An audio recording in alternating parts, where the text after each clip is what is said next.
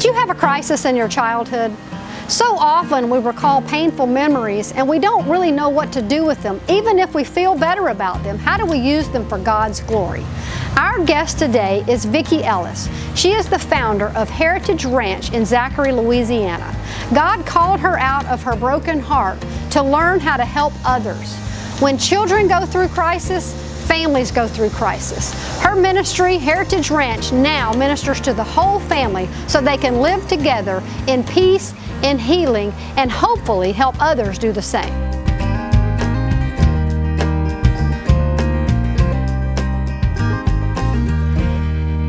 You are going to be so excited about today's episode of Life on Purpose TV. We have Vicki Ellis, who has founded a ministry that understands and helps children and families in crisis. She is the founder of Heritage Ranch. And you may wonder, how does someone start a ranch that helps children? Her story is all about the heart of a family in crisis. So let's go straight to, you come from a great family, you had a good solid upbringing, but you had something happen to you that forever changed your life and gave you a heart for kids that are in pain. One of the biggest things that I felt like I had to tackle in life is helping people understand that trauma and crisis is not a bad family, good family issue. Right. It's just the nature of life. I was sexually abused when I was a child. It was by my grandfather, and my parents didn't have any knowledge of what was going on. When I was about 11 years old, I started to have flashbacks. I started to ask my parents questions about stuff that they just knew that I shouldn't know about. I think the alarm bells started to go off with my parents of like, something good isn't going on and something bad did happen or is happening. Right. And so I guess over the course of that period of time, I started to remember specifically that my grandfather had abused me, and that was when I was during my younger years, between like the ages of around 3 to 6 years old. I had every support that was possible to give, and even with all the support systems of a great family, my mom got me in counseling with a fantastic counselor here in town, had great church support, everything that you could possibly surround someone with in a crisis. I was still a wreck. I was crushed, I was vulnerable, and so from about 11 to 14 years old, I gotta admit, I was really angry and I was really emotional, and that caused a lot of stress with me and my dad, with my parents, because that has to come out somehow. When I was 14 years old, I'd say I was your pretty typical 14-year-old. It wasn't like a lot of people knew what had happened to me. I didn't talk about it publicly because it was just honestly a lot of shame around it at the time. So I think if anybody knew me from a public standpoint, I was a good student, pretty likable, talked a lot, same as today. The anger was mostly directed towards family. So I had this great family that I babysat for. They have 2 sets of twins, and I was 14 years old, and so that summer they called me. I did regular babysitting for them and said, hey, can you come and accompany us on a trip for a couple of weeks? We stopped at a children's home called Wears Valley Ranch. They were good friends with the founders, and at the time, the ranch, which is now thriving and successful, was actually in the process of being built. I'm with the actual founder. The man who God gave this vision, and his wife, and they're taking some good friends around. Honestly, I'm kind of just trailing behind, making sure the kids are not getting into too much trouble. And I'm listening. I'm listening. He told the story of feeling called to start a children's home for kids in crisis, and his specific focus was really more around kids who dealt more with abuse and neglect, and families that weren't as engaged.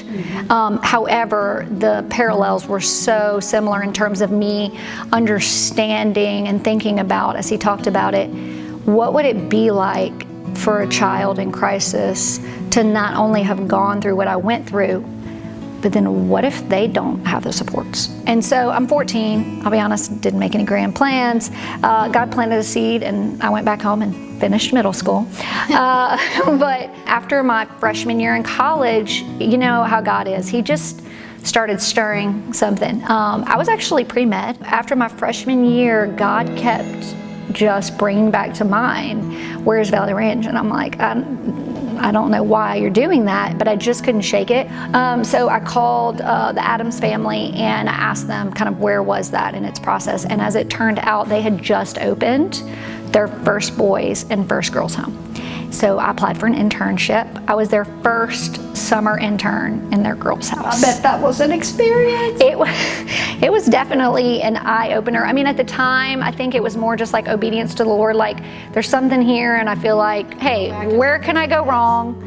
I'm gonna help kids in crisis. I have a passion for that, especially because it was girls. But I think it always stuck with me as I came back here and just went to, at this point, college. Oh, by the way, I did not decide I was going to start a children's home then. I was like, okay, God, that was like a really great experience.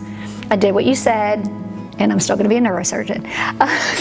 Well, how did that transition though? Because you ended up, clearly, you ended up with Eddie Staub Right. at Eagle Ranch, and he's telling you this is what it's going to take. So, what was the transition from neurosurgeon to okay, God? I think I was about my third year in school, and I was pre-med, and I got an internship at the local children's hospital, which was an amazing internship, and it was fantastic. But the more time I spent in the actual surgery unit, there was just this thing in the back of my head that was like, there's something about that children's home thing that you're destined towards. I mean, I remember going to my internship, and there was nothing about the internship that wasn't good.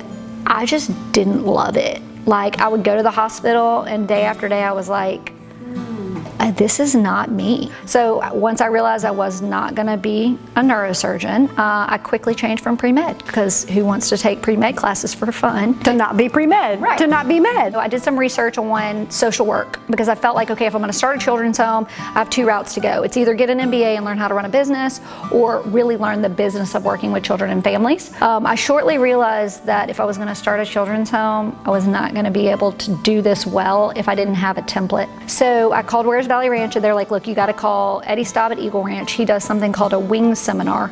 It's an actual 2-day replication seminar on how to start a children's home. So I went, and I remember still sitting in the room on the first day, and he handed us like a binder that was about this thick that had everything from like how to start a board to how to do a business plan. And I just looked at that and thought, I don't know how to do this. It was that moment sitting there at Eagle Ranch that I looked at it and thought, okay, this is where I give my full yes.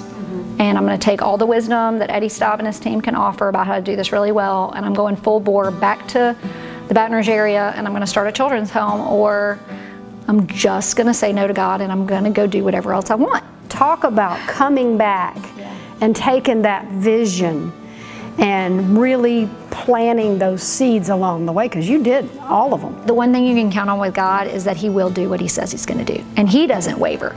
And for me, fundamentally, since my relationship with the Lord is just the compass for everything that I do, and the belief that I'm called to be like He is, you know, that has to be part of who I am if I'm going to be authentically a follower of Him. So having my word, as what they would say, your word is your bond, and doing what we said we're going to do and following through on it, even when it wasn't easy, was just a non-negotiable for me, and it became a part of our DNA and our fabric. So from when you put together your first board to when you opened that first boys' home. It was a long time. That was how many years? Did I do the math right? 11 years. You built a foundation before you built a building. Yeah. And that, to me, is so impressive. You know, we did do about 5 years of school-based programming that was incredible. We worked with kids at several alternative schools, expelled youth, before we did the children's home. So we weren't in that 11 years not doing program work, but I will say, when we waited to find the right property that we could afford, when we chose not to open the doors of the facility, even though we had the property, but we couldn't do all the renovations and buildings without going into debt, there was so much pressure to just get open. Because I think when people go into ministry, the temptation is to rush and assume God will catch up. Yeah. But the truth is, we're to wait on God. We don't expect Him to catch up. Let's talk about life in the home. Sure.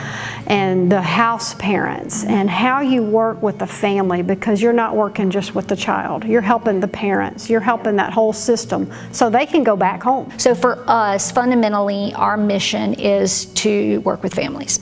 And so while we are a children's home, that has resident males right now that come and reside and live on our campus, the entire family has to be involved. So that is our number one primary focus when we are sharing the services that we provide. So fundamentally, how our program works is that we serve currently boys ages 10 to 18 that are in some type of crisis. When a family calls us, they call us because they've exhausted every other resource. They've tried everything. They've typically tried counseling, they've tried family support, they've tried academic support at school. Everything they've tried isn't working. It sounds like, and this is the scenario we always encounter, it sounds like things have gotten to the point that the family is just absolutely in a tailspin. Right. Now, mom and dad, if there's a couple, or mom, if it's a single mom, or grandparents, they're burning out. They're distressed, there's tension. And when you have a 14-year-old or 11-year-old child that's so angry that they're failing school, they're lashing out, and I mean, it's real, maybe punching the walls to the point that they may be starting to get physically aggressive with you, and all they see, and I'll start crying because I always do, because I have right now a 13 and 11-year-old, and that could be me. Like when your kid is in that moment, you see your like 6-month-old, you see your 5-year-old, like you see those moments in their life, and that's your baby. I don't care that to the rest of the world, they may be the kid that's getting in trouble in class, right, that everybody else thinks is a bully. Anyone can think that, but when it's your kid, and you love your kid, and you've done everything you can, sometimes circumstances, often are, always circumstances are beyond our control. And so I get choked up about it because it's such a passion of mine, because that's the kind of families we serve. So when a family calls us and they go through the interview process, they have to be willing to come and drop their child off at a children's home with a husband and wife couple who are going to co-parent their kids, and they have to trust us, the staff, to raise their children for this period of time, right, along with them. Now, our boys go home every other weekend. Right. It's a huge fundamental part of our process that I think just gives comfort to the parents, because they're not abandoning their children. They're not leaving their children. They are co-partnering with us. Not only do we model family through our staff, because the boys live in a residential home, like a residential house. They do chores, they cook dinners, they do devotions. They live in the family home. They see that model every day, and they receive intensive counseling services. Our boys do group counseling almost every day in the house. They do individual counseling to work through whatever's going on. Their families come up and do counseling every week. And I don't just mean the parents, siblings. So you're operating fully in the ranch. You've got the boys, you've got house parents, you've got rules. You have achieved your plan. Right. You're fully operational as according to what you planned. Yeah, and debt-free. And debt-free. And then the flood. So your house, personal house flooded because you live on the ranch. Yeah. The ranch flooded. You just said your church flooded, so it's like your whole world is all of a sudden underwater, and you've got to be at some point like, okay, God, this was not part of that plan. Right, yeah. I had all this planned, this did not fall. So how do you recover from something like that? Just to give context, when we flooded, we were at the ranch, my family lived there, and then we had the house parent couple and the boys. So we all evacuated to a garage apartment above the main boys' home where we have support staff live. So praise Jesus, in the first place, we were all safe. So this flood was catastrophic. Our campus, which is 52 acres, got 4 feet of water. So all of our facilities, the boys' home, my home, our offices, all flooded. But I took out my phone, and it hadn't flooded, and I took this like selfie video, and I still have it, and I took it and I just videoed myself, and I said, okay, God, so this is what has happened, and you brought us here, and you called us to do this, and I know that you didn't call this children's home to be open for this period of time. Just to flood. We are all about generations at Heritage Ranch. What we do isn't about the one kid. Right. It's about his great-grandkids. It's about shifting generational cycles. And so I took the video and I said, okay, God, so now it's your job. You will restore this, and you're gonna prove to me that you're in control. And there's nothing like losing everything you have to make you realize you never had control you thought you had. It was just really like one of the most beautiful things, because in hindsight, I realized I hadn't given God the ranch. It was like, this is Vicky's children's home. Yeah. And in that moment, it was like, okay, God, I'm gonna give it to you because I don't have this to do again without you. And so that was August of 2016, 1 year and like 11 days after we had opened, and we had to start over. So I've started Heritage Ranch twice, and in Jesus' name, we'll never have to start it again, but we're back. You've heard Vicki's story, and you know kids who are in crisis. You know families who don't know what to do to help their child. The way to help their child could be by helping Heritage Ranch. Go to lifeonpurpose.tv and help Heritage Ranch minister to kids in crisis.